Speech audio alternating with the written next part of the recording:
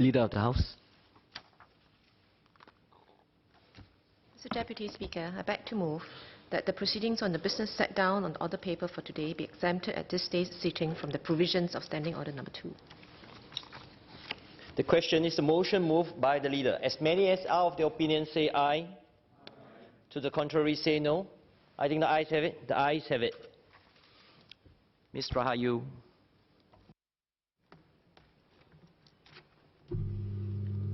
Mr. Deputy Speaker, in the wake of the horrific Christchurch shootings, Australian Senator Fraser Anning said, "Muslims may be the victims today, usually they are the perpetrators."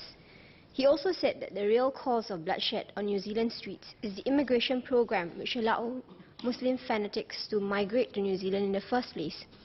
These remarks are hurtful to Muslims, especially during a time of grief, exposes an ignorance of the true Islamic faith and a lack of acknowledgement that terrorism does not choose its victims.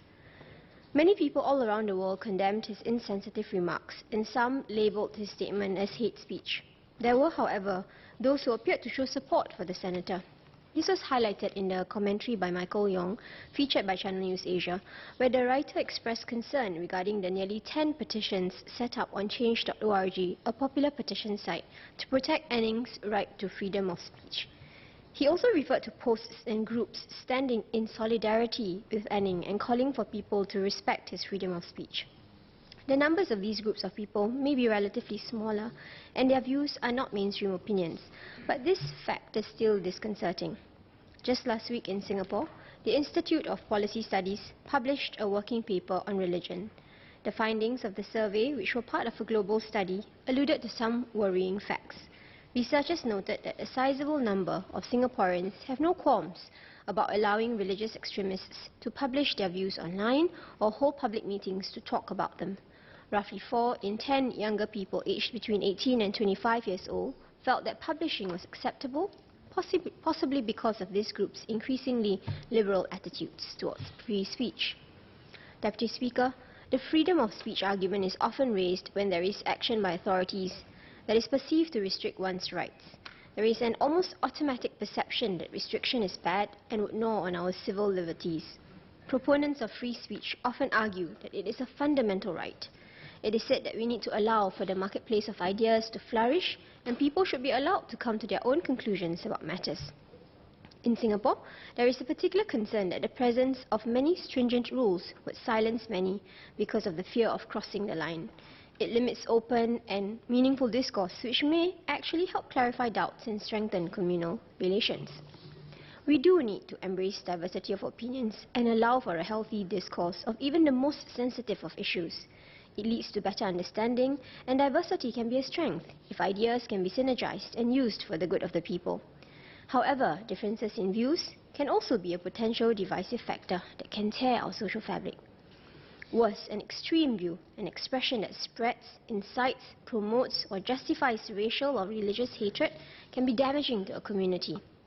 We therefore need a good framework in place that allows for open and candid discussions in safe spaces and for appropriate restrictions to be implemented to safeguard and protect our harmony. I believe we also need a multi-pronged approach by having both legislation and education to address this issue. We need to also ensure that our people are edified, are sensible and sensitive, know what to reject and object to, and that the right with free speech comes with responsibility and accountability for what is said. As a matter of principle, I believe there is general agreement amongst the public that we need to take effort to maintain racial and religious harmony in Singapore. Most people would agree that we should do this through education, through the creation of common spaces and opportunities for social bonding, as well as creation of safe spaces for meaningful discourse. Many, possibly a lesser number, would agree that appropriate legislation needs to be in place to manage inappropriate conduct or expression that could incite racial or religious hatred. My personal view is that we need to have legislation.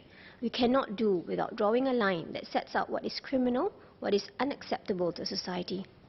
Appropriate punishment deters unsavory conduct and helps shape the society's norms. The difficulty is that what is expressed may lie in a spectrum of what is deemed hateful or offensive.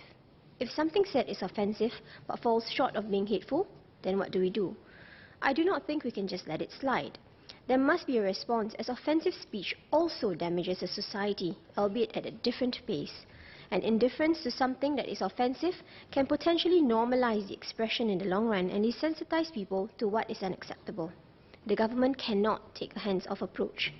I believe that there needs to still be some legislative restriction, depending on the situation, but there needs to also be a whole lot of edification and an effort to sensitize the individual making the offensive speech to understand the harm he or she is causing to the community. On this note, I believe the approach taken with Imam Nalla some time back when he recited a supplication which offended the Jews and the Christian was the correct one. He had to receive the punishment, but the resolution of the matter was done in a respectful manner, and he apologized to the Christian leaders and the rabbi. The line was drawn in that matter. As we come across various instances of inappropriate conduct in the future, there needs to be a calibration and assessment of the harm done to the community. I think it would be impossible to set out an exhaustive definition of offensive expressions, and we will probably have to look at each case in context.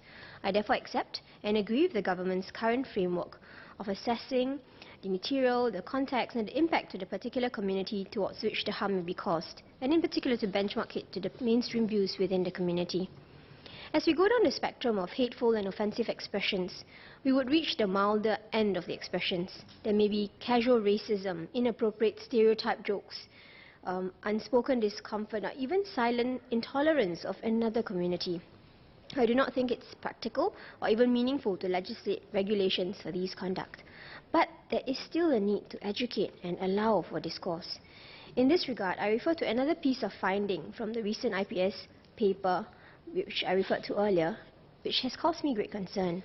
More than 70% of Singaporeans feel that people of different faiths can get along when living close together, but some 15% find Muslims threatening.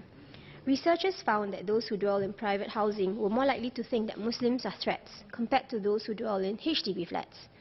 IPS Senior Research Fellow Dr. Matthew Matthews said, "There is little question that global terror and how it has often been associated with Muslims has fed into the minds of a small group of Singaporeans who thus feel that Muslims are threatening.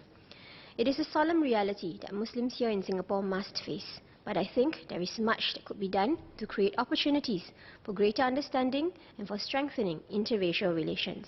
Deputy Speaker, at this juncture, allow me to speak in Malay.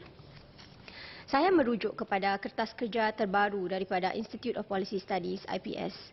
Salah satu dapatan yang telah diumumkan adalah tentang peratusan penduduk Singapura yang memandang masyarakat Islam sebagai satu ancaman. 15% responden telah menyatakan demikian.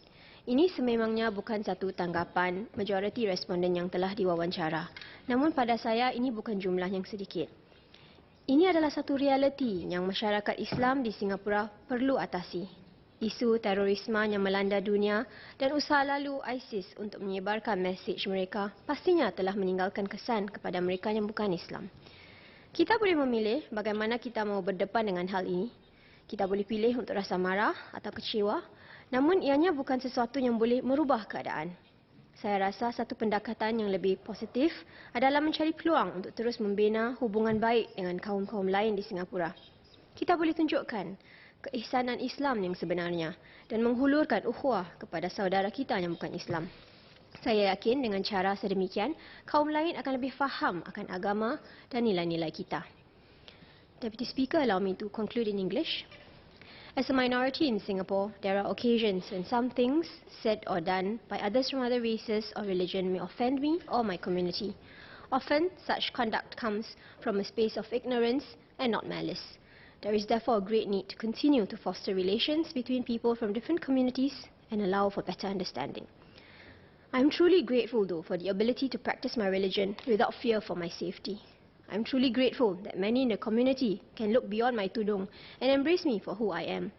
I am truly grateful for a government that speaks out against Islamophobia even before it became fashionable to do so and continues to take the effort to protect interests of all in the community, including the minority groups. I am therefore supportive of the government's efforts in putting appropriate restrictions to maintain racial and religious harmony in Singapore.